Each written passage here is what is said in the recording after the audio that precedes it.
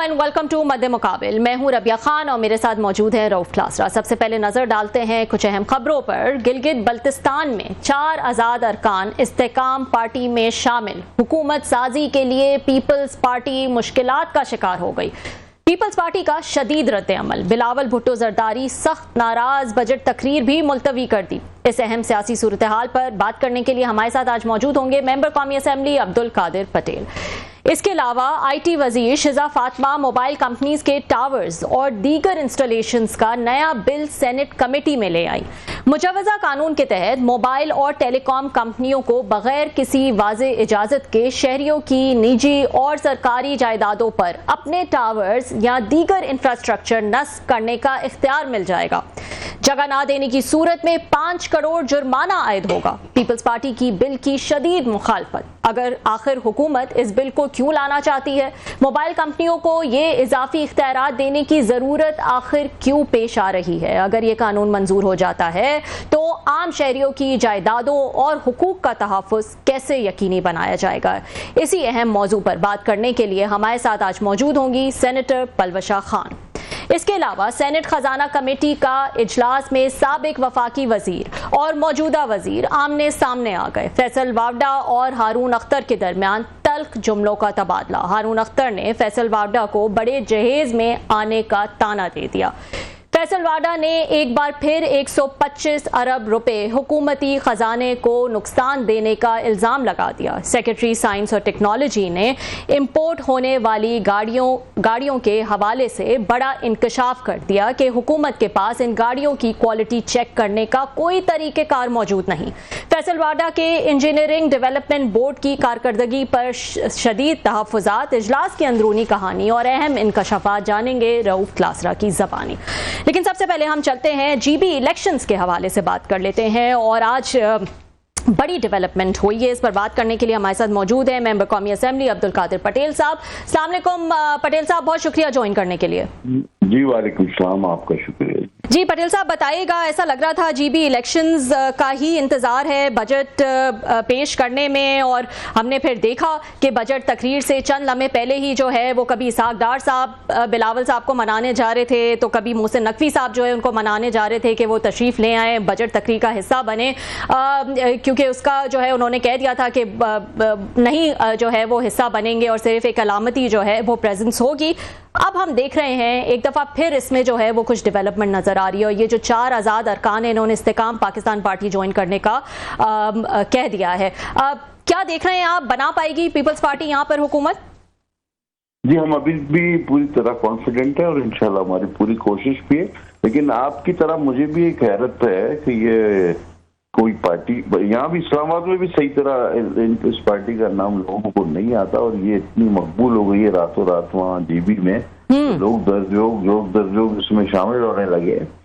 मैं नहीं समझता कि अब ये 80s 90s वाली जो है वो पॉलिटिक्स चंगा मांगा की होनी चाहिए। अब वैसे भी आज़ाद अरकान को जो है ना उसकी हमें हमेशा किसी भी तरह सपोर्ट नहीं करनी चाहिए। आज़ाद उम्मीदवार इसी तरह बायस जो है ना रहमत ही बनते हैं, कभी बायस रहमत नहीं बने। लेकिन बहरहाल हम इस सूरत हाल पे पूरी तरह नजर रखे हुए और हमें अंदाजा है, मैं फिर दोहराऊंगा, ये जो पार्टी है अलीम खान साहब की, पता नहीं पाकिस्तान इंसाफ है क्या तहरीक है या कोई इस तरह की पार्टी है, तो वो अब रातों रात GB में कैसे मकबूल हो गई आप भी समझ सकते हैं, हम भी समझ रहे हैं। लेकिन इस सूरत हाल का पूरी तरह पीपल्स पार्टी ना सिर्फ मुकाबला करेगी बल्कि डट के मुकाबला करेगी।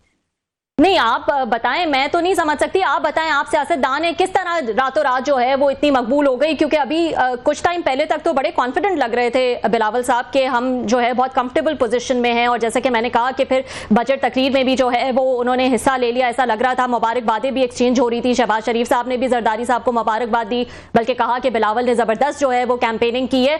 तो तब से लेकर अब तक ऐसा क्या बदल गया है कि एकदम से इस्तेकाम पार्टी जो है वो इतनी पॉपुलर हो गई कि 4 अरकान जो है वहां जाके मिल गए? ये दूसरी बार सूरत हाल तब्दील हुई है ना। पहली बार जो आपने जिस तरह फरमाया वो इलेक्शन के फौरन बाद हुआ था, जब मियां साहब ने प्रेसिडेंट साहब को मुबारकबाद दी थी।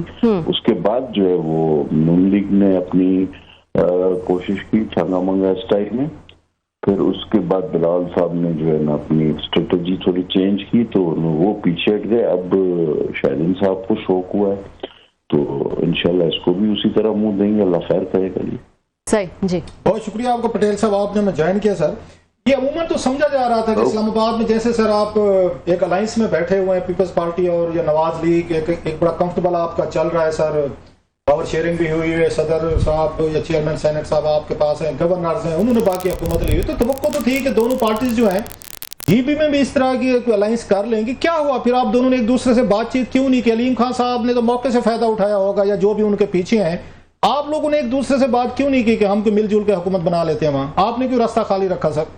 ये जिस तरह आपने फरमाया भाई, ये बातचीत किसी हद तक हुई भी थी, उन्होंने खुद ही शुरू की थी कि जी ठीक है आप मेन पोजीशन रखें, आपकी माइनॉरिटी है, बाकी चीजों पे तो खैर बातचीत हो सकती है, दूसरे ओहदों पे कि जी बहुत सारे होते हैं, आप समझ सकते हैं, एडजस्ट हो जाते हैं लोग। ये बातचीत उधर से ही शुरू हुई थी, इस पे कुछ न कुछ हल्की फुल्की पेशरफ्त हुई थी। अब ये वाली जो इस्तेकाम और जो भी आप कह रहे हैं, ये एक नई वो जो है ना डेवलपमेंट है। अब आप खुद जो आपने कहा, मैं भी इस बात पे पूरी तरह आपसे मुत्तफिक हूँ कि ठीक हालात, हमने पहले कहा था, पहले ही बिलावल साहब ने भी कहा, आज मैंने भी अपनी स्पीच में कहा कि देखिए मुल्की मफाद always, whatever you need we are present, हम हर कुर्बानी देने को तैयार है, यस मुल्की मफाद के लिए। लेकिन अगर कोई पार्टी मफाद या कोई हमारे सामने इस तरह की कोई चीज ना समझ में आने वाली, ना हमें समझ आए, ना आपको आ रही है, ना आवाम को आ रही है, ये रातों रात जिस पार्टी को पूरी तरह किसी को नाम भी सही नहीं पता, वो जो है ना वो जीवनी में मकबूल बनाई जा रही है, तो नहीं, इस तरह नहीं, इंशाल्लाह ताला इसको दोबारा उसी पोजीशन पे लाएंगे जिस तरह वालों कोशिश थी और उन्होंने की, वो ना कर सके तो ये वाली भी कोई बड़ी इतनी नहीं जाएगी इंशाल्लाह खैर। अच्छा सर, इन्होंने हुकूमत ने, अगर मुझे याद पड़ता है शहबाज शरीफ साहब की पार्टी ने तो कहा था जी हम एक्सेप्ट करते हैं, जैसे आप भी बता रहे हैं कि पीपल्स पार्टी जीत के हुकूमत बनाए, हम अपोजिशन में बैठेंगे, तो आपको उन पे क्यों शक है? वो तो अभी भी अपोजिशन की बात कह रहे थे, और ये 4 बंदे जो शामिल हुए हैं ये नवाज लीग में तो शामिल नहीं हुए सर, ये तो उसमें अलीम खान साहब ने शामिल किए। फिर आपको हुकूमत एस्टेब्लिशमेंट पे क्यों शक हो रहा है कि वो शायद कोई शरारत करना चाह रहे हैं आप लोगों के साथ? नहीं तो आप भाई, आप और मैं इसी माशरे में रहते हैं और आपने मैंने सारे नशे व फराज भी देखे सर। मैं अगर इस वक्त फोन करके आप रैंडम जीबी में किसी से पूछे कि अलीम खान कौन है और उनकी पार्टी का नाम क्या है, तो अगर आप 10 लोगों को फोन करें और 10 में से अगर 2 भी कह दें ना कि अलीम खान साहब ये फलां शख्स और उनकी पार्टी का नाम ये, चले कोई एक बता दे तो मैं आपको जो है वो ट्वीट देने को तैयार हूँ। वहाँ कोई जानता ही नहीं इनको और ना इनकी पार्टी को, या इस्लामाबाद में कोई नहीं जानता, तो रात क्यों वहाँ पे कैसे क्या हो रहा है वो हमें समझ में आ रहा है और आप भी समझ सकते हैं, और इसका पूरी तरह मुकाबला करने की हम सलाहियत भी रखते हैं। अच्छा सर, ये आपको तवक्को है, अगरचे साहब ज़ाहिर इस वक्त थोड़े से ग्रीव्ड हैं आप, और अलीम खान साहब is emerging as a sort of एक political villain in the love story, लेकिन ये भी तो मुमकिन है आपको 2-3 बंदे और मतलब चाहिए हुकूमत बनाने के लिए, अगर मैं ठीक कह रहा हूँ, तो आपको भी तो मुमकिन है अलीम खान साहब की जरूरत पड़ जाए, अलायंस बनाना पड़े, तो अब बनाएंगे उनके साथ अगर हुकूमत बनाने के लिए सर? मतलब हमारा तो ज़ाहिर मेन पोजीशन हमारी, मेजोरिटी हमारी है, हमें जो है वो मेन पोजीशन हमारी होगी। उसके बाद मुख्तलिफ पार्टियां, मुख्तलिफ आज़ाद अराकीन, मुख्तलिफ जमातें, उनको अकोमोडेट एडजस्ट किया जा सकता है, इससे कोई इनकार या बईद नहीं। नहीं सर, मैं ये पूछ रहा था कि किसी आपने इंडिपेंडेंट से पीपल्स पार्टी ने को रब्ता किया था कि आप हमारे साथ शामिल हो जाएं, या आप इंतजार करते रहे कि वो खुद आएंगे हमसे बात करेंगे ताकि उनकी बार्गेनिंग पोजीशन इतनी स्ट्रांग ना हो? तो हो सकते हैं आपके राब्ते नहीं हो, जिन्होंने रब्ता किया वो उनके साथ मिल गए, आप क्योंकि बातचीत हुई थी इनसे आजाद से कि हमारे साथ शामिल हूँ?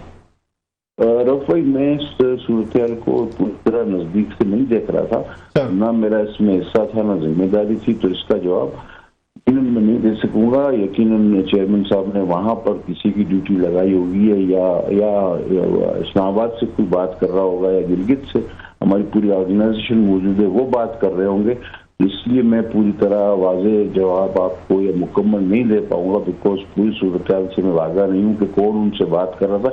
यकीनन 100% उनसे कोई ना कोई बात कर रहा होगा, लेकिन वो मैं नहीं था, तो इसलिए मैं इसका जवाब। अच्छा पटेल भाई, आप क्योंकि बहुत पुराने पॉलिटिकल वर्कर हैं पीपल्स पार्टी के, आप तो तारीख को भी बड़ा अच्छी तरीके से जानते हैं अपनी पार्टी को, आपको याद होगा सर 93-94 में सर मंजूर भट्टू साहब जो हैं वो भी इसी तरह 15-16 उन्होंने अपने साथ बंदे मिला लिए थे लाहौर में नवाज लीग साहब से, उनसे नवाज शरीफ साहब से हट के, और बेनजीर भुट्टो साहबा ने फिर उनको वजारत ये आला दे दी थी कि चलें ठीक है नवाज शरीफ साहब या उनकी फैमिली का कोई वजीर आला ना बने, चले मंजूर भट्टो साहब बन जाए। आपने पावर शेयरिंग की थी, फैसल सालेह साहब जो हैं सीनियर मिनिस्टर थे।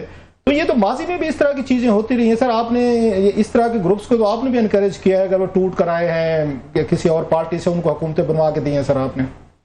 मैं आपकी बात से इनकार नहीं करता, एक आध बार बिल्कुल इस तरह हुआ है, लेकिन बाद में इस अज़म का भी आदा किया गया कि ये चीजें मुस्तकबिल में पॉलिटिक्स में नहीं होनी चाहिए, और जिसमें नून लीग भी शामिल थी, हम भी शामिल थे, और हमने बहुत सारी डिक्लेरेशन हुई बीबी के और मियां साहब के दरमियान के पाकिस्तान की पॉलिटिक्स में जो माजी में बहुत कुछ मनफी होता रहा वो आइंदा ना हो, तो हम आज भी वहीं खड़े हैं इंशाअल्लाह ताला।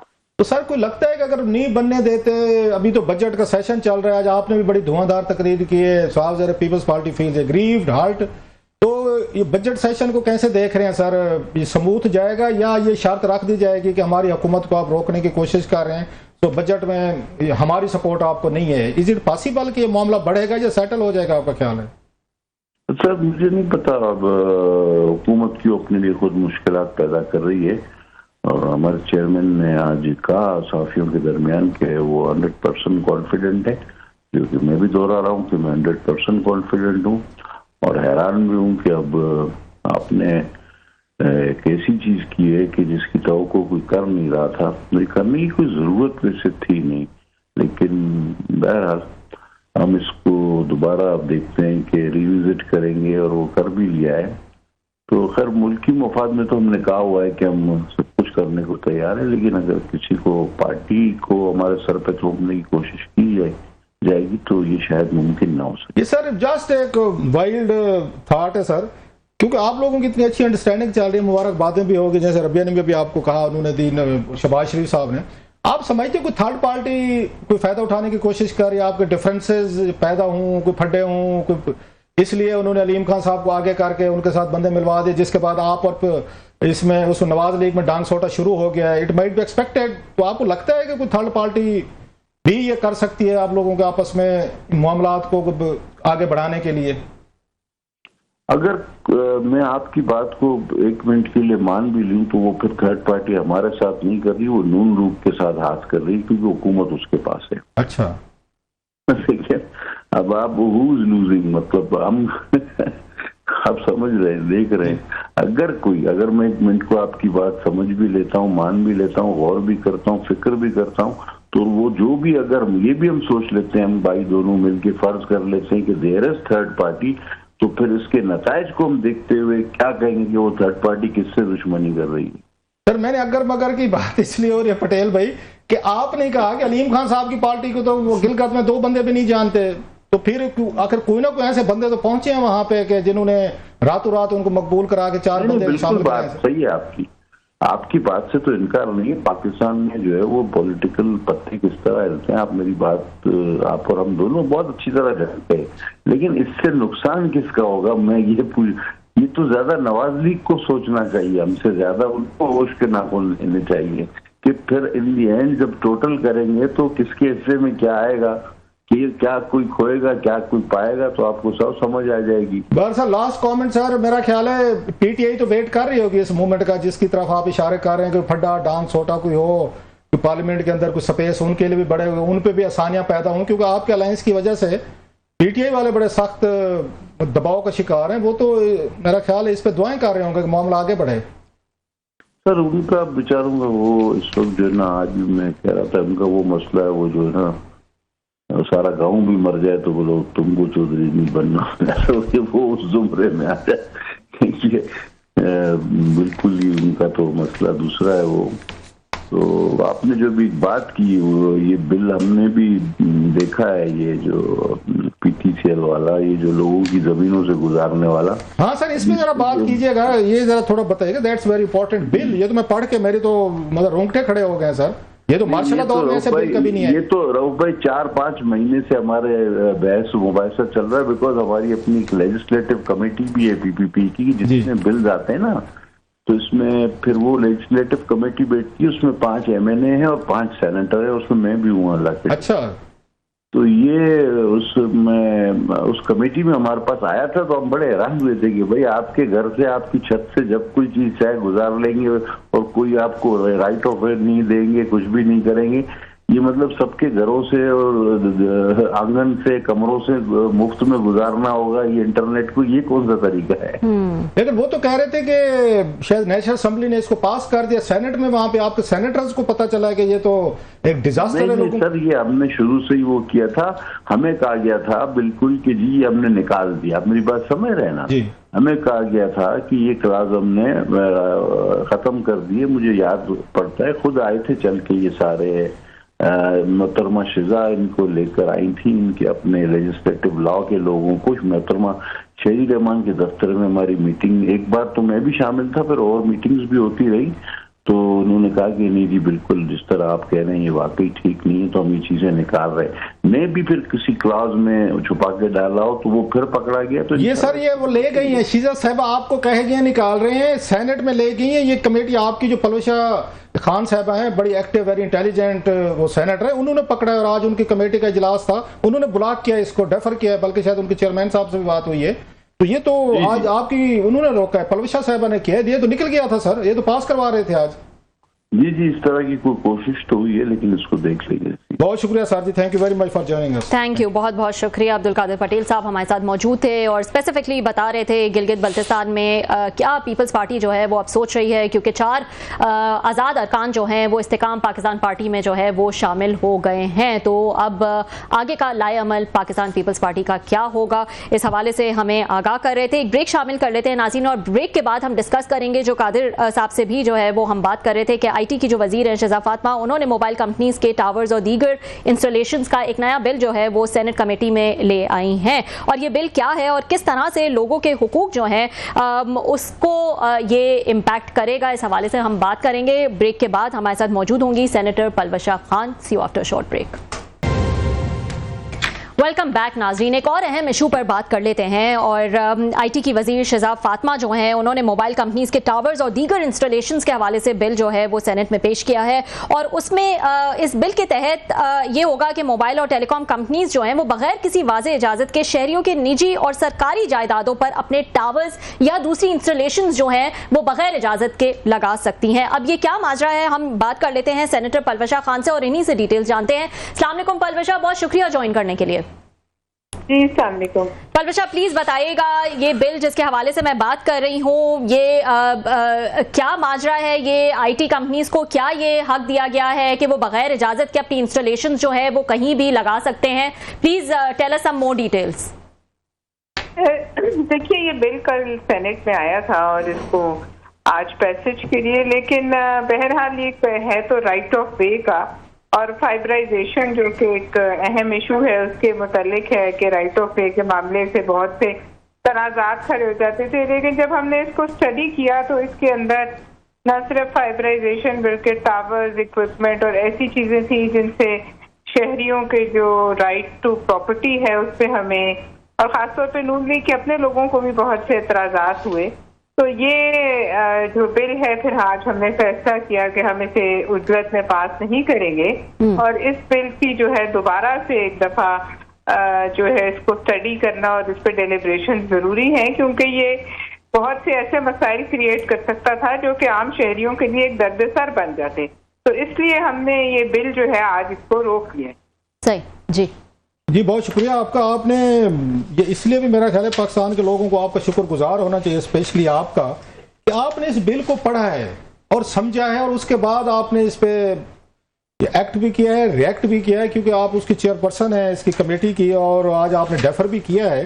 तो ये तो इसमें लिखा हुआ है कि नेशनल असेंबली ने इसको पास कर दिया था, वो आपकी पार्टी के लोग तो वहां भी बैठे हुए हैं, वहां भी एक कमेटी है, वहां भी मेंबर्स हैं, कि असेंबली से पास हो के सेनेट में आ गया है। और ये तो इसमें ऐसी ऐसी चीजें हैं कि लोग पढ़ेंगे तो मेरे घर रोने बैठ जाएंगे। किसी की प्रॉपर्टी पे कोई टावर लगा दें, अगर आप उनको नहीं लगाने देते तो वो 30 दिन के अंदर वो स्टेट आके लगवा देगी, कोई पैसे नहीं है, कोई अप्रूवल की जरूरत नहीं है। तो इसकी डिटेल हमें जरा बताएंगी कि ये आपकी पार्टी वहां पे असेंबली में उन्होंने पास कर दिया, सेनेट में आपने रोक लिया?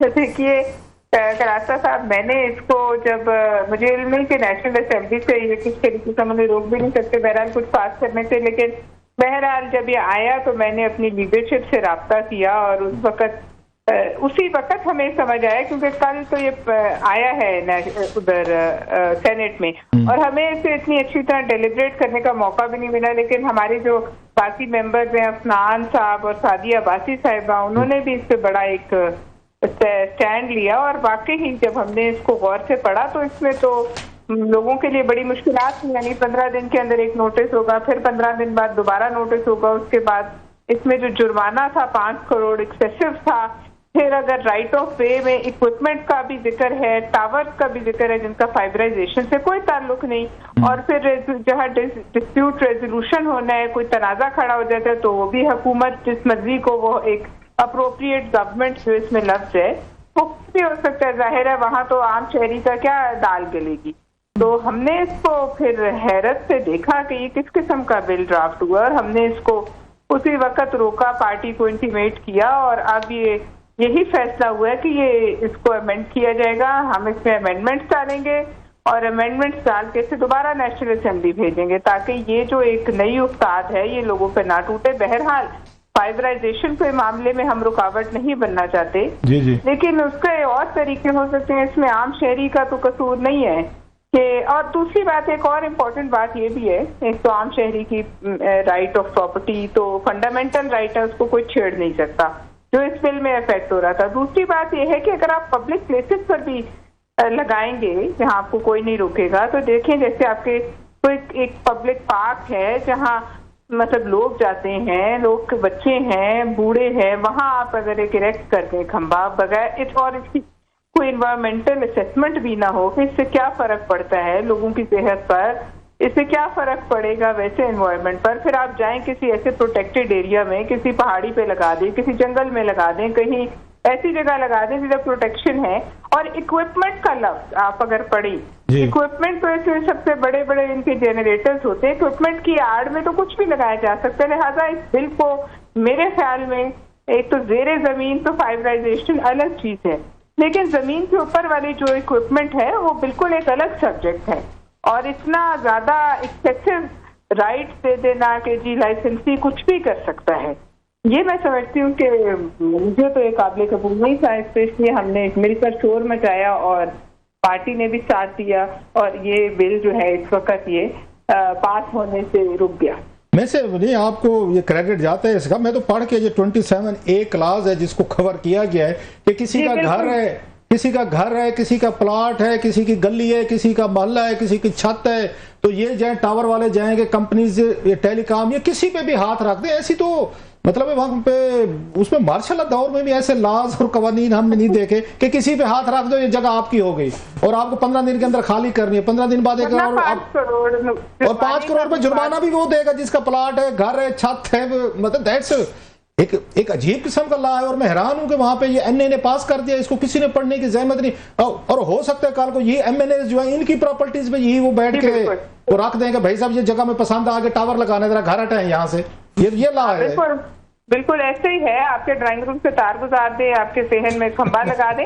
बात असल ये है कि इस किस्म के बिल्स को जो है बड़ी डेलिब्रेशन और जल्दी और उजलत में इसका पास होना जो है ये तो बड़ा जुल्म हो जाना था। बहरहाल इस पर शायद मिनिस्ट्री को भी समझ आ ही गया होगा कि ये क्या बिल है और उन्होंने भी पुश नहीं किया, लेकिन हम वो आज चाह रहे थे कि इसको पास करें, बल्कि हमें सेनेट ने 2 दिन का नोटिस दिया और कल मैं इसमें एक्सटेंशन की जो है डिमांड करूंगी। लेकिन इस किस्म की जो बिल्स हैं, देखिए आगे इस मुल्क में लोगों के ऊपर एक बवाल वैसे टूटा हुआ है महंगाई का और मुसीबतों का। अब आप ये देखिए कोई अपने घर में बैठा है, उसको एक नोटिस आ जाता है कि आपका घर यहाँ में खंबा लगाना है, आपका घर रास्ते में, वो बंदा तो लिटिगेशन में पड़ गया, आप उसको लिटिगेशन की तरफ पुश करिए, उसके क्या हालात हैं आप उसमें नोटिस से सर्व करें, ये तो हरासमेंट है। मैं तो इसको नहीं शिजा साहब कोई खुद समझ नहीं, माशाल्लाह पढ़ी लिखी समझदार वो हैं, आती हैं आपकी कमेटी में, सुना है बड़ी डिसेंट मतलब वोमेन, उनको इतनी समझ नहीं है या ब्यूरोक्रेसी ने टावर वालों के साथ मिलकर कोई बिल दे दिया तो मतलब उनकी सादगी है, बाई डिफॉल्ट है, बाई डिजाइन है या सिंपलिसिटी है उनकी कि उनको शीजा साहबा को उन्होंने इस्तेमाल कर देगा, ये ले जाएं और बिल पास करवा के, और कौमी असेंबली से पास करा भी चुकी हैं वो।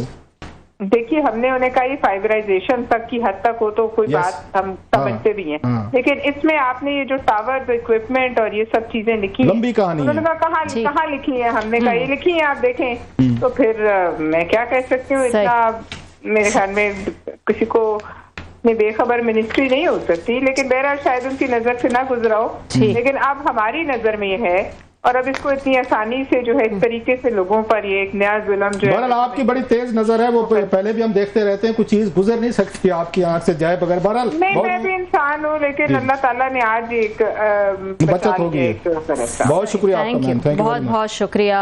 पलवशा खान साहिबा हमारे साथ मौजूद थी। बड़ा इंपॉर्टेंट इशू है और हम कोशिश करेंगे कि इसको आगे भी जो है वो फॉलो अप करते रहें कि किस तरह से ऐसे जो है वो लोगों की जायदादें, लोगों की जो भी आम शहरियों की प्रॉपर्टीज़ हैं उसके तहफ़्फ़ुज़ के लिए जो है ये आवाज़ उठाई है पलवशा खान साहिबा ने। एक ब्रेक शामिल कर लेते हैं नाज़रीन। ब्रेक के बाद जो है वो हम सेनेट ख़जाना कमेटी के इजलास में जो है वो क्या हुआ और फैसल वाडा और हारून अख्तर साहब जो है वो आमने सामने थे। काफ़ी तल्ख तबादला जो है वो दोनों के दरमियान हुआ। क्लासा साहब वहाँ पे मौजूद थे, इन्हीं से डिटेल जानेंगे after the short break. Welcome back नाज़रीन। एक और अहम इशू जो है वो डिस्कस कर लेते हैं और हमने देखा था कि सेनेटर फैसल वाडा ने कुछ इल्ज़ामात लगाए थे और उन्होंने मुतालबा किया था कि वज़ीर आज़म के मामले ख़ुसूसी बराए सनअत व पैदावार हारून अख्तर साहब जो हैं उनसे इस्तीफ़े का भी मुतालबा किया था और कुछ इल्ज़ामात लगाए थे कि तकरीबन 125 अरब का स्कैंडल जो है वो उनका कहना था गाड़ियों के मामले पर सामने आया है। क्लासा साहब आज उसका कुछ जवाब भी दिया क्योंकि उनको सेनेट चेयरमैन ने तलब भी किया था, वो आज वहाँ पर मौजूद थे। आमना सामना हुआ फैसल वाडा और हारून अख्तर साहब का, क्या हुआ? सेनेट चेयरमैन ने नहीं किया था, जो सेनेट के standing committee on finance Salim Mandviwalla साहब जो हैं उन्होंने उनको बुलाया था वहाँ पे कि आप आए और अपना पॉइंट ऑफ व्यू दें, जिसमें ये हो गए हारून अख्तर साहब हो गए और जो सैफ अंजुम साहब हैं जो सेक्रेटरी हैं, जिनके बारे में कल उन्होंने फैसल वाडा साहब ने बड़े उन पर संगीन इल्जामात भी लगाए थे और उसमें उन्होंने कहा भी था कि 125 अरब जो है उसकी करप्शन हुई है या उसका लॉसेज हुए हैं, जिसको वो कह रहे थे जनाब कि आप लोगों ने वैसे कैलकुलेशन करके लॉसेज की बात करें, करप्शन की बात ना करें। अच्छा। तो उन्होंने कहा, हारून अख्तर साहब ने कहा, जिसपे उन्होंने भी कहा, फैसल वाडा साहब ने कहा जनाब के मतलब 125 अरब रुपए का नुकसान हो जाए, आप कहें इसको करप्शन ना कहें, आपकी नलायकी नहली जिसकी वजह से इसको करप्शन ना कहें, लॉसेज कह दें। अच्छा। मुल्क का तो हुआ, रेवेन्यू हुआ और आपके लोगों के फैसलों की वजह से हुआ। खैर इस पर बाद में आते हैं। मैंने कल पूछा था, रात हमारे शो में थे फैसल वाडा साहब, हमने पूछा था कि जनाब ये बताएं कि आज हारून अख्तर साहब और ये सेक्रेटरी सैफ अंजुम साहब आज आएंगे कि नहीं आएंगे। ही वाज कॉन्फिडेंट कि वो नहीं आएंगे और ये भी कहा था कि जितने डॉक्यूमेंट्स मेरे पास हैं सरकारी, इतने FBI इकट्ठे करे तो करे, अदरवाइज तो नहीं कर सकते। सो ही वाज वेरी कॉन्फिडेंट। सो आज जब वहां पे वो दोनों आए हैं, वो उसमें हारून साहब भी आए हैं और सेक्रेटरी साहब भी आए हैं और उसके बाद फैसल वाडा साहब भी तशरीफ ले। So there was an expectation, जो कल का माहौल एक बना हुआ था, एक फायर वर्क होगा और खासा हीटेड और आर्गुमेंट्स माहौल में जरा टेंशन वो हमें नजर आ रही थी। और लेकिन उसमें चेयर में वो तस्लीम मांडीवाला साहब, he is a very cool calm and very good chairman. Again he knows how to conduct the committee और उनकी इज्जत भी है वहां पे करते हैं। औरंगजेब साहब भी थे जो फाइनेंस मिनिस्टर थे। So there was a heavy एक टीम मौजूद थी। खैर उससे पहले कि हम आए कि उनकी क्या गुफ्तगू हुई है, उन्होंने क्या अपना पॉइंट ऑफ व्यू दिया हारून अख्तर साहब ने और उन्होंने सेक्रेटरी साहब ने, उनके दरमियान जो थोड़ी सी एक तलखी हुई है, तलखी के इन सेंस कि उन्होंने हंसते हंसते हारून अख्तर ने उनको कहा फैसल वाडा साहब को कि कल मेरे बारे में आपने ये कहा है कि जनाब ये जहेज में आते हैं। उन्होंने कहा मैं जहेज में आता हूँ तो आप तो बड़े जहेज में आते हैं। तो इस तरह की गुफ्तगू जो है वहां पे उन्होंने की, लेकिन फैसल वाडा साहब ने इस पर रिएक्ट करके जवाब उन्होंने नहीं दिया। So there was a mutual respect नजर आ रही थी। Both sides were having very firm opinions अपनी साइड पे, लेकिन जिसकी वो तवक्को थी कि शायद समवन में लूज टेम्पर, फैसल वाडा साहब लूज करें या हारून अख्तर साहब करें, क्योंकि बहुत सारे सीरियस एलिगेशन जो हैं वो भी लगे थे। और वो उस पर सैफ अंजुम साहब जो है उनके बारे में वैसे तो बड़ी रेपुटेशन के लोग, उनके कुलीग कहते हैं कि is a man of reputation, man of integrity, उनकी तारीफ करते, लेकिन उन्होंने कोई ऐसा अपने हवाले से कोई पर्सनल उन्होंने कोई वजाहत नहीं दी। जिनकी बात कल फैसल वाडा साहब ने कही थी कि वो हैं उनके जनीवा में वो कोई माल वगैरह बना रहे हैं रिटायरमेंट से पहले, मेरा ख्याल मुहावरतन उन्होंने बात की होगी।